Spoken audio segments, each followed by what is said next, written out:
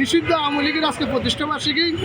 সে আওয়ামী লীগের যারা নেতা কর্মীরা আজকে রাজপথে তারা ঘোষণা দিয়েছে, তারা নেমে নাকি এখানে একটা অস্থিতিশীল পরিবেশ বিরাজ করার চেষ্টা করার ওরা চেষ্টা করছে। আমরা বলতে চাই যে আওয়ামী লীগের নেতা কর্মীদের উদ্দেশ্যে একটি কথাই বলবো যে আপনাদের লজ্জা থাকা উচিত।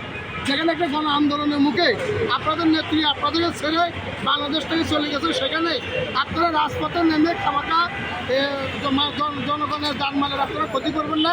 আপনারা স্বাভাবিক রাজনীতি করেন, আপনারা দেশে বসবাস করেন, যেহেতু আপনারা এদেশের নাগরিক। আমরা বলতে চাই যে আওয়ামী লীগ একটি নিষিদ্ধ সংগঠন, ছাত্রলীগ যুবলীগ একটি নিষিদ্ধ সংগঠন।